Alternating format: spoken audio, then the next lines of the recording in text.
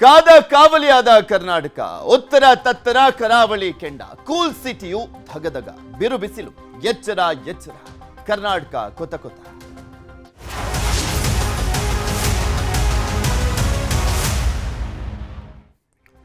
ಸೊಟ್ಟು ಬರೆ ರೀತಿಯಲ್ಲಿ ಕರ್ನಾಟಕದಲ್ಲಿ ಬಿಸಿಲ ತಾಪಮಾನ ಇರುವಂಥದ್ದು ಎಲ್ಲ ಜಿಲ್ಲೆಗಳಲ್ಲೂ ಕೂಡ ಆಲ್ಮೋಸ್ಟ್ ಹೊತ್ತು ಉರಿಯುವ ರೀತಿಯಲ್ಲೇ ಬಿಸಿಲು ಬರ್ತಾ ಇದೆ. ನೆತ್ತಿ ಸುಡುವಂಥ ಬಿಸಿಲಿಗೆ ಕರ್ನಾಟಕದ ಜನ ತತ್ತರಿಸಿ ಹೋಗಿದ್ದಾರೆ. ನಾಟ್ ಓನ್ಲಿ ಕರ್ನಾಟಕ, ಇಡೀ ದೇಶದಾದ್ಯಂತ ಅಂಥದ್ದೇ ಪರಿಸ್ಥಿತಿ ಇದೆ. ಯಾಕಂದರೆ ಇಡೀ ವಿಶ್ವದಲ್ಲೇ 50 ಅಂದರೆ ಟಾಪ್ 50 ಪ್ರಮುಖವಾದಂಥ ಸಿಟಿಗಳಲ್ಲಿ ಹೈಯೆಸ್ಟ್ ಬಿಸಿಲು ಇರುವಂಥದ್ರಲ್ಲಿ ಟಾಪ್ 49 ಸಿಟಿಗಳು ಭಾರತದ್ದೇ ಆಗಿದೆ ಅಂದರೆ ಲೆಕ್ಕ ಹಾಕೊಳ್ಳಿ ಭಾರತದಲ್ಲಿ ಯಾವ ರೀತಿಯಾದಂಥ ಒಂದು ಗರಿಷ್ಠ ತಾಪಮಾನ ದಾಖಲಾಗ್ತಾ ಇದೆ ಅಂತ.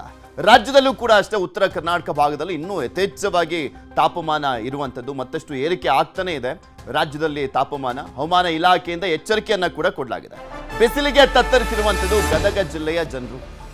ಆಲ್ರೆಡಿ ಟೈಮಿಂಗ್ಸ್ ಅನ್ನ ಬದಲಾವಣೆ ಮಾಡಲಾಗಿದೆ.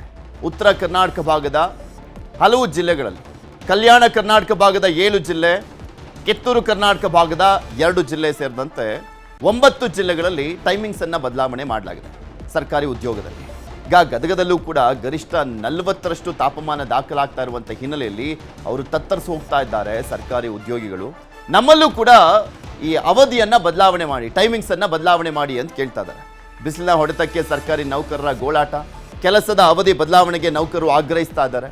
ಬೆಳಗ್ಗೆ 8ರಿಂದ ಮಧ್ಯಾಹ್ನ 1:30ಕ್ಕೆ ಬದಲಾವಣೆಗೆ ಆಗ್ರಹ. ಕಲ್ಯಾಣ ಕರ್ನಾಟಕ ಹಾಗೆ ಬಾಗಲಕೋಟೆ, ವಿಜಯಪುರದಲ್ಲಿ ಯಾವ ರೀತಿಯ ಬದಲಾವಣೆ ಮಾಡಲಾಗಿದೆ, ನಮ್ಮಲ್ಲೂ ಕೂಡ ಬದಲಾವಣೆ ಮಾಡಿ ಅಂತ ಕೇಳ್ತಾ ಇದ್ದಾರೆ.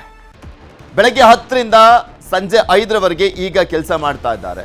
ಉತ್ತರ ಕರ್ನಾಟಕದ 9 ಜಿಲ್ಲೆಗಳಲ್ಲಿ ಈಗಾಗಲೇ ಬದಲಾವಣೆಯನ್ನ ಮಾಡಲಾಗಿದೆ. ನಾನು ಹೇಳ್ತಾ ಇದ್ನಲ್ಲ, ಕಲಬುರಗಿ, ಬೀದರು, ಯಾದಗಿರಿ, ರಾಯಚೂರು, ಬಳ್ಳಾರಿ, ವಿಜಯನಗರ, ಇನ್ನು ಕಿತ್ತೂರು ಕರ್ನಾಟಕ ಭಾಗದ ಬಾಗಲಕೋಟೆ, ವಿಜಯಪುರ, ಇಲ್ಲೆಲ್ಲ ಕಡೆನೂ ಕೂಡ ಬದಲಾವಣೆ ಮಾಡಲಾಗಿದೆ. ಅಲ್ಲಿ ಸರ್ಕಾರಿ ಕಚೇರಿಗಳ ಅವಧಿ ಬೆಳಗ್ಗೆ 8ರಿಂದ ಮಧ್ಯಾಹ್ನ 1:30ರವರೆಗೂ ಇದೆ. ಹಂಗೆ ನಮಗೂ ಕೂಡ ಮಾಡಿಕೊಡಿ ಅಂತ ಗದಗ ಜಿಲ್ಲೆಯವರು ಕೂಡ ಕೇಳ್ತಾ ಇದ್ದಾರೆ. ಬಿಸಿಲಿನಿಂದ ಅನಾರೋಗ್ಯಕ್ಕೆ ತುತ್ತಾಗ್ತಾ ಇದ್ದೀವಿ, ಜನರು ಕೂಡ ಬರೋದು ಕಷ್ಟ ಆಗ್ತಾ ಇದೆ. ಮುಂಜಾನೆ 10 ಗಂಟೆ ಆದರೆ ಸಾಕು, ಮನೆಯಿಂದ ಹೊರ ಬರಲಿಕ್ಕೆ ಆಗ್ತಾ ಇಲ್ಲ ಅನ್ನುವಂಥದ್ದನ್ನ ತಮ್ಮ ಗೋಳನ್ನು ಹೇಳ್ಕೊಂಡಿದ್ದಾರೆ. ಇದೇ ವಿಚಾರಕ್ಕೆ ಸಂಬಂಧಪಟ್ಟಂತೆ ಗದಗ ಜಿಲ್ಲೆಯ ಜನರು ಮಾತನಾಡಿದ್ದಾರೆ. ಏನು ಹೇಳಿದ್ದಾರೆ ಕೇಳೋಣ. ಕರ್ನಾಟಕ ಬೆಳಗಾವಿ ವಿಭಾಗ ಮಟ್ಟದಲ್ಲಿ ಬಿಜಾಪುರ ಮತ್ತು ಬಾಗಲಕೋಟೆಯನ್ನು ಹೆಚ್ಚು ಬಿಸಿಲಿರುವ ಪ್ರದೇಶ ಅಂತ ಗುರುತಿಸಿ ಅಲ್ಲಿ ಕಾರ್ಯನಿರ್ವಹಿಸ್ತಕ್ಕಂಥ ಎಲ್ಲ ರಾಜ್ಯ ಸರ್ಕಾರಿ ನೌಕರರಿಗೆ ಬೆಳಗಿನ ಜಾವದ ಅಂದರೆ ಬೆಳಗ್ಗೆ 8 ಗಂಟೆಯಿಂದ ಮಧ್ಯಾಹ್ನ 1:30ವರೆಗೆ ಕಾರ್ಯನಿರ್ವಹಿಸಲು ಅವಕಾಶ ಮಾಡಿಕೊಟ್ಟಿದ್ದಾರೆ. ಅದೇ ರೀತಿ ನಮ್ಮ ಗದಗ ಜಿಲ್ಲೆಯೂ ಕೂಡ ನಮ್ಮ ಕೊಪ್ಪಳ ನಮ್ಮಿಂದ 60 ಕಿಲೋಮೀಟರ್ ದೂರ, ಬಾಗಲಕೋಟೆ 50 ಕಿಲೋಮೀಟರ್ ದೂರ. ಇವೆನ್ನೂ ಕಂಪೇರ್ ಮಾಡಿದರೆ ಬಿಸಿಲು ನಮಗೂ ಕೂಡ ಅಲ್ಲೇನು 40% ಇದೆ, ಅದಕ್ಕಿಂತ ಜಾಸ್ತಿಯಾಗಿ ಸಾಕಷ್ಟು ಬಿಸಿಲು ವಿಶ್ಲೇಷಣೆಗಳನ್ನು ಪರಿಶೀಲನೆ ಮಾಡಿದಾಗ ಈಗಾಗಲೇ ನಮ್ಮ ಗದಗ ಜಿಲ್ಲೆ ಕೂಡ 40%ಕ್ಕಿಂತ ಜಾಸ್ತಿ ಹೋಗಿದೆ. ಸಾಕಷ್ಟು ತೊಂದರೆ ಆಗ್ತಾ ಇದೆ ಸರ್ಕಾರಿ ನೌಕರದಾರಿಗೂ ಮತ್ತು ಮಹಿಳಾ ನೌಕರದಾರಿಗೂ. ಎಸ್ಪೆಷಲಿ ತಾಯಿಂದಿರತಕ್ಕಂಥ ಮಹಿಳಾ ನೌಕರದಾರು ಮಗುವನ್ನು ಬಿಟ್ಟು ಇಲ್ಲಿ ಬಂದು ಬಿಸಿಲಿನ ಬಾಧೆಯಲ್ಲಿ ಒದ್ದಾಡ್ತಾ ಇದ್ದಾರೆ. ರೈತ ಬಾಂಧವರು ಕೂಡ ಈ ಬಿಸಿಲಿನ ತಾಪ ತಾಳಲಾರದೆ ಸರ್ಕಾರಿ ಕಚೇರಿಗಳಿಗೆ ಬರೋದು ನಿಲ್ಲಿಸಿದ್ದಾರೆ. ಅಧ್ಯಕ್ಷರಲ್ಲಿ ಎಲ್ಲ ನೌಕರ ಬಾಂಧವರಲ್ಲಿ ಏನು ವಿನಂತಿ ಮಾಡಿಕೊಂಡ್ರು ಅಂತ ಹೇಳಿದರೆ, ನಮ್ಮ ಜಿಲ್ಲೆಯೂ ಕೂಡ ಬಿಸಿಲಿನ ಬಾಧೆಯಲ್ಲಿ ಒದ್ದಾಡ್ತಾ ಇದ್ದೀವಿ ನಾವೆಲ್ಲ. ಅದಕ್ಕೋಸ್ಕರ ನಮ್ಮನ್ನು ಕೂಡ ಬೆಳಗಿನ ಜಾವದ ಕಚೇರಿಯನ್ನು ಆದೇಶ ಮಾಡಲಿಕ್ಕೆ ರಾಜ್ಯ ಸರ್ಕಾರ ವಿನಂತಿ ಮಾಡ್ಕೋಬೇಕು ಅಂಥೇಳಿ. ನೋಡಿದ್ರೆ ಈ ಬಿಸಿಲು ಎಲ್ಲಿ ಇಷ್ಟು ದಿನದೊಳಗೆ ನಾವು ನೋಡಿಯಲ್ಲ. ಯಾಕಂದ್ರೆ ಇದರಿಂದ ಜನ ತತ್ತರಿಸಿ ಹೋಗ್ಬಿಟ್ಟಿದ್ದಾರೆ. ಅದೇ ರೀತಿ ಒಳಗೆ ಈಗ ಕೋಲ್ಡ್ ಡ್ರಿಂಕ್ಸ್, ಈಗ ತಂಪು ಪಾನೀಯಗಳನ್ನು ಹೆಚ್ಚಿಗೆ ಕುಡಿದ್ರೂ ಸಹಿತ ಹಾಸ್ಪಿಟ್ಲಿಗೆ ಹೋಗುವಂಥ ಸಮಸ್ಯೆಗಳು ಆಗ್ತವೆ. ಅದ್ರಾಗ ವಯಸ್ಸಾದ್ರೆ ದಮ್ಮು, ತೇಕು ಎಲ್ಲ ಇರುವಂಥ ವಯಸ್ಕರನಕರ್ ಭಾಳ ದೊಡ್ಡ ಸಮಸ್ಯೆಗಳ ಅನುಭವಿಸ್ಕೊಂತಾರೆ. ಯಾಕಂದ್ರೆ ಇಷ್ಟು ಬಿಸಿಲು ನಾವು ಇಷ್ಟು ಜೀವನದೊಳಗೆ ನಾವು ನೋಡಿಯಲ್ಲ. 40% ಡಿಗ್ರಿ ಅಂತಂದ್ರೆ ಈಗ ಐತಂದ್ರೆ ಮುಂದೆ ಎಷ್ಟು ಪರ್ಸೆಂಟೇಜ್ ಆಗುತ್ತೆ ಅನ್ನೋದು ಒಂದು ಇದರೊಳಗೆ ಸಂಶಯದೊಳಗೆ ಅದೀವಿ ನಾವು. ಅದಕ್ಕೆ ನಾವೇನಂತೀವಿ, ಆಫೀಸರ್ಗಳಿಗೆ ಆಫೀಸ್ನಲ್ಲಿ ಕೆಲಸ ಮಾಡೋಕೆ ಅವ್ರಿಗೆ ಮುಂಜಾನೆ ಬೆಳಗ್ಗೆ 7 ಗಂಟೆಯಿಂದ 1 ಗಂಟೆವರೆಗೆ, ಸಾಯಂಕಾಲ 4 ಗಂಟೆಯಿಂದ 7 ಗಂಟೆವರೆಗೆ ಅವಧಿ ಕೊಟ್ಟರೆ ಭಾಳ ಚಲೋ ಆಗುತ್ತೆ. ಯಾಕಂದ್ರೆ ಅವ್ರಿಗೆ ಕೆಲಸ ಮಾಡೋರಿಗೂ ಭಾಳ ತೊಂದರೆ. ನಾವು ಅಲ್ಲಿದ್ದು ಬರ್ಬೇಕಾದ್ರೆ ಗಾಡಿ ಮೇಲೆ ಬಂದ್ರೂ ಅಲ್ಲಿ ಎಂದು ಬನಿ ತೋದತ್ತೆ. ಆ ರೀತಿ ಒಳಗೆ ಅಂಥ ಬಿಸಿಲು ನಮ್ಮ ರಾಜ್ಯದೊಳಗೆ ನಮ್ಮ ಗದಗನ ಹೆಚ್ಚಿಗೆ ಇರ್ಬೋದು ಅಂತ ಅನಿಸುತ್ತೆ. ಈ ಬಿಸಿಲಿಗೆ ತತ್ತರಿಸಿ ಹೋಗಿದ್ದಾರೆ. ಎಲ್ಲರೂ ತಂಪಾದ ಪಾನೀಯಗಳಿಗೆ ಹೋಗಿದ್ದಾರೆ. ಎಳ್ನೀರು, ಕಲ್ಲಂಗಡಿ, ಮಜ್ಜಿಗೆ ಇಂಥವೆಲ್ಲ ಸೇವನೆ ಹೆಚ್ಚಿನ ಪ್ರಮಾಣದಲ್ಲಿ ಮಾಡ್ತಾಯಿದ್ದಾರೆ. ಹಾಗೂ ಈ ಬಿಸಿಲಿನಿಂದ ಅನೇಕ ಚರ್ಮ ರೋಗಗಳು, ಆರೋಗ್ಯದಲ್ಲಿ ಹೇರಾಪೇರಿ ಆಗ್ತಾಯಿದೆ. ಸಾಕಷ್ಟು ಕೆಲವೊಂದು ಕಡೆ ನಾವು ಈ ವಯಸ್ಸಾದವರು ಬಿಸಿಲಿನಲ್ಲಿ ತಲೆ ಚಕ್ರ ಬಂದು ನೆರಳಿಗೆ ನಾವು ಕೂಡಿಸುವಂಥ ಒಂದು ಘಟನೆ ಕೂಡ ನಡೀತಾ ಇದೆ. ತುಂಬ ಬಿಸಿಲು ಇದೆ. ಆದ್ದರಿಂದ ಇಲ್ಲಿ ಎಲ್ಲ ಆಫೀಸಿಗೂ ಮುಂಜಾನೆಯಿಂದ ಸುಮಾರು 12 ಗಂಟೆವರೆಗೂ ಅವರಿಗೆ ಇದು ತಮ್ಮ ಇದನ್ನು ಕೆಲಸದ ಅವಧಿ ಹಾಗೆ ಮತ್ತೆ ಸಾಯಂಕಾಲ 4 ಗಂಟೆಯಿಂದ 6 ಗಂಟೆ 7 ಗಂಟೆವರೆಗೆ ಏನಾದರೂ ಮಾಡಿದರೆ ಮಧ್ಯಾಹ್ನ ಹೊತ್ತಿನಲ್ಲಿ ಹೊರಗೆ ಬೀಳಾರ್ದಂಗೆ ಆತಂದ್ರೆ ಸಾರ್ವಜನಿಕರಿಗೂ ಹಾಗೂ ಎಲ್ಲ ಅಧಿಕಾರಿಗಳಿಗೂ ಅನುಕೂಲ. ಇದೆಲ್ಲದ್ರ ಬಗ್ಗೆ ಇನ್ನಷ್ಟು ಮಾಹಿತಿಯನ್ನು ಕೊಡ್ತಾ ಹೋಗ್ತಾರೆ ನಮ್ಮ ಗದಗದ ಪ್ರತಿನಿಧಿ ಸಂತೋಷ್. ನಮ್ಮ ಜೊತೆ ದೂರವಾಣಿ ಸಂಪರ್ಕದಲ್ಲಿ ಜಾಯ್ನ್ ಆಗಿದ್ದಾರೆ. ಸಂತೋಷ್, ಆಲ್ಮೋಸ್ಟ್ ರಾಜ್ಯದ ಎಲ್ಲ ಜಿಲ್ಲೆಗಳಲ್ಲೂ ಕೂಡ ತಾಪಮಾನ ಏರಿಕೆ ಆಗಿದೆ. ಗದಗದಲ್ಲಿ ಈಗ ಪ್ರತಿದಿನ ಎಷ್ಟು ಉಷ್ಣಾಂಶ ದಾಖಲಾಗ್ತಾ ಇದೆ?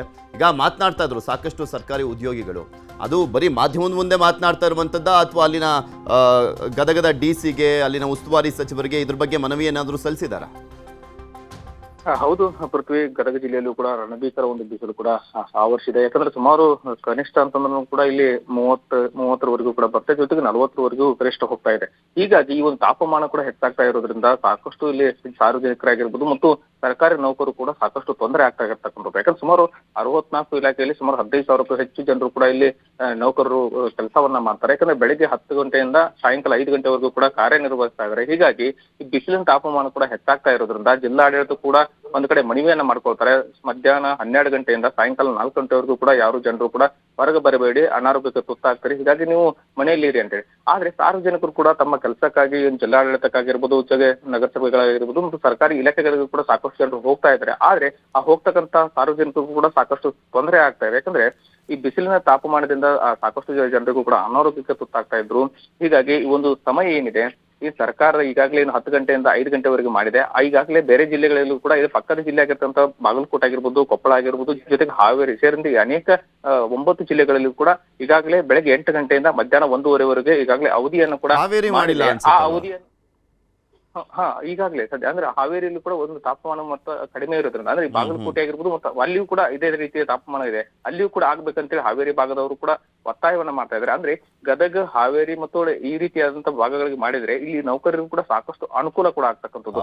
ಯಾಕಂದ್ರೆ ಈಗ ಜಿಲ್ಲಾಡಳಿತ ಈಗಾಗಲೇ ಜಿಲ್ಲಾಧಿಕಾರಿಗಳ ಮೂಲಕ ಸರ್ಕಾರಕ್ಕೂ ಕೂಡ ಈಗಾಗಲೇ ಜಿಲ್ಲಾ ನೌಕರ ಸಂಘದಿಂದ ಮನವಿಯನ್ನ ಮಾಡ್ಕೊಂಡಿದ್ದಾರೆ. ಹೀಗಾಗಿ ಸಾಕಷ್ಟು ತೊಂದರೆ ಕೂಡ ಆಗ್ತಾ ಇದೆ.